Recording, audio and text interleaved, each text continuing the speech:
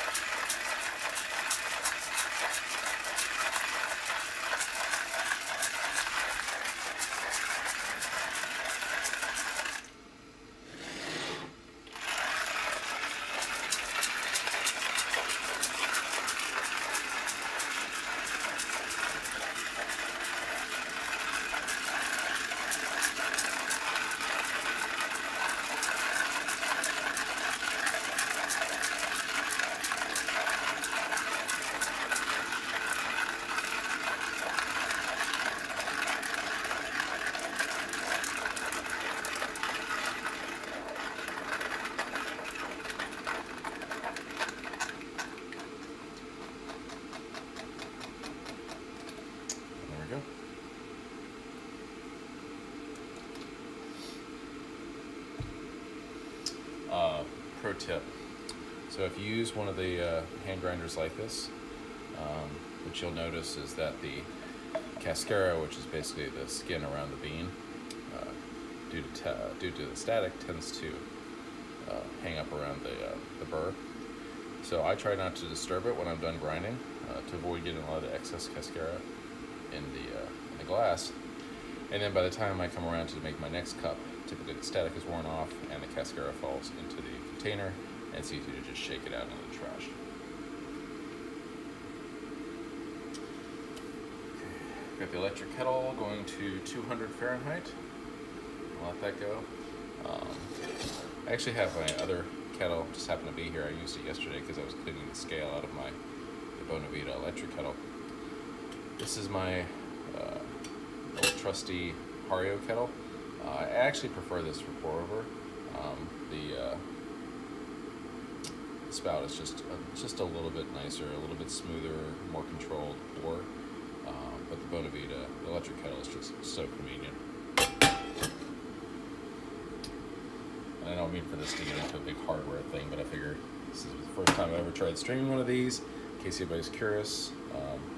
I love these mugs. Actually, Joe Ruscio, formerly of Librato, actually introduced me to these many years ago. So these are not neutral. I believe Lino is the series. Fantastic mugs. The flat thumb space here is just fantastic for gripping and holding comfortably. Nice size. It's a really, really nice mug. In fact, I've got a bunch of them that I ordered from Intelligentsia when they're on clearance. I got these limited series ones from Intelligentsia for like $10 a pop. Just fantastic mugs.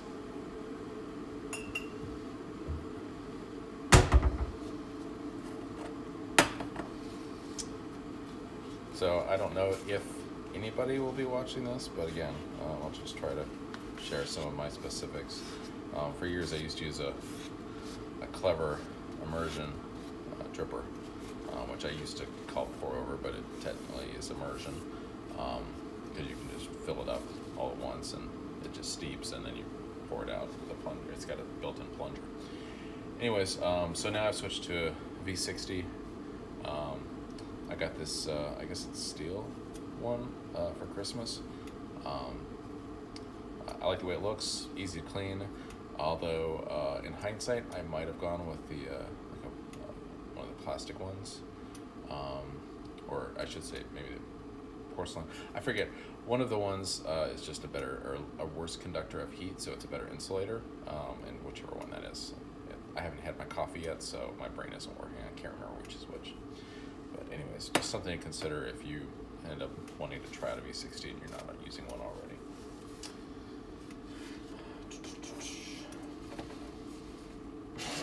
So I guess I'll go ahead and throw out some math. I typically will do for a pour over like this, I'll do a 18 grams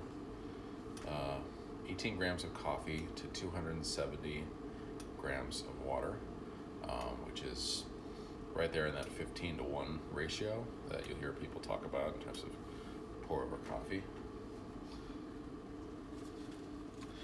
For me, I'm constantly trying to kind of dial in that 3-minute extraction time, but because the Hario skirting doesn't give me a lot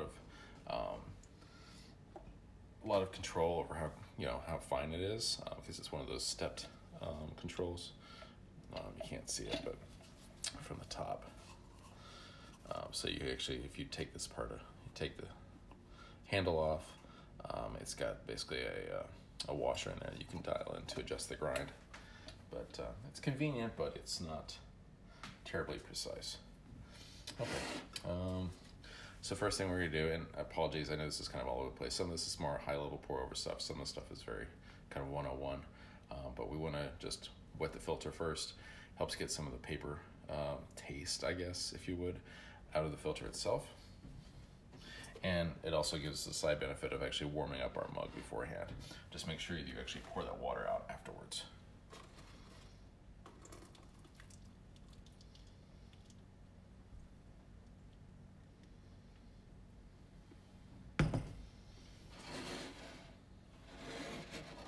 I'm just going to pour this out in the sink.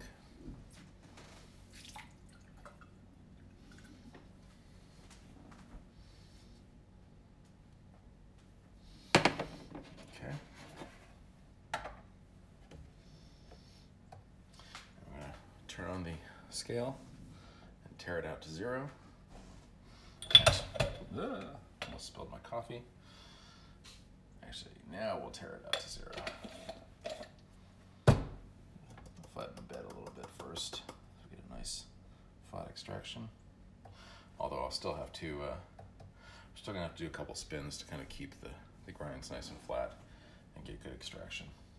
So we're teared out to 0. I'm gonna start the timer, and I'm gonna go ahead and put in about 50 grams of water. And we're doing the bloom now. I'll go ahead and get a nice zoom on that. What we're trying to do is get as much of this gas out of the ground beans as possible. So I'm also going to do, and typically I would have already done this, but I just want to kind of let the water get down there and mix in with the grind further down. And then we're going to do another quick pour.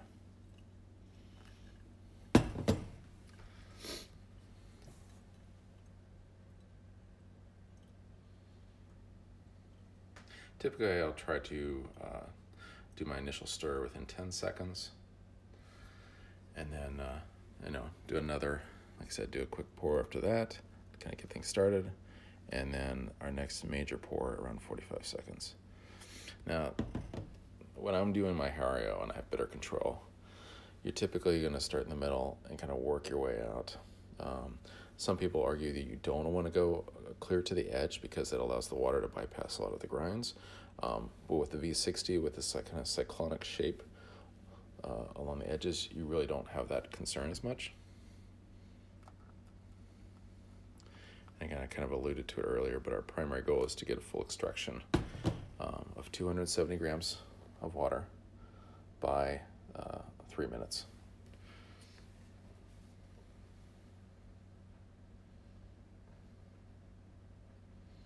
So one of the other things I'm going to do that I mentioned is I'm actually going to do some stirs. And what that's going to do is if we don't do the stirs, you're going to get a lot of the coarse grind stuck up at the, sorry, I'm going to try and adjust the camera here, stuck up at the top around the edges of the filter. Yeah, I'll get this sorted in a second. Jeez Louise. That's probably good enough. Okay. So I'm gonna do one more. This might be my actual last pour because I'm at 230 now. Okay, So I went over a little bit. I was shooting for 270, at 280, which is not a big deal. But what I'm going to do is I'm actually going to stir it now. Nice gentle stir. And this isn't going to affect the extraction at the bottom, but it's going to help us get a lot of those coarse beans off the side and back into the pool, which again is going to improve the overall flavor.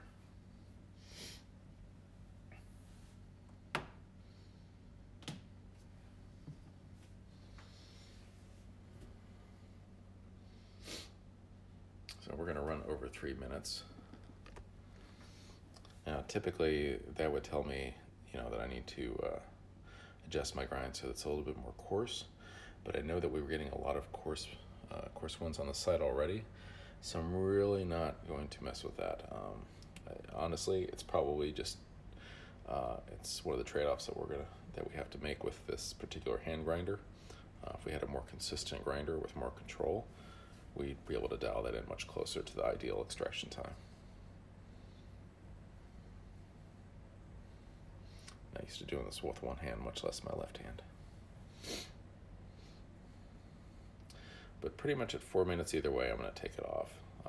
That's usually down to the bottom. But you can see some of the oils left behind along the edge from the coffee. But we've gotten rid of most of the grinds have gone back down into the extraction pool.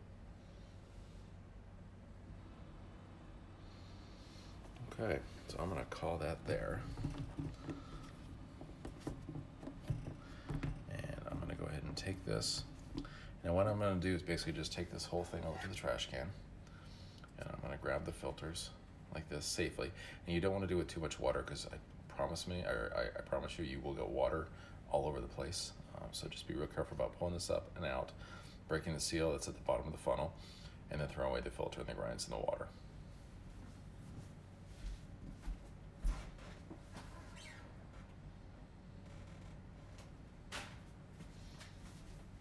Okay, I'm going to go ahead and rinse out the V60.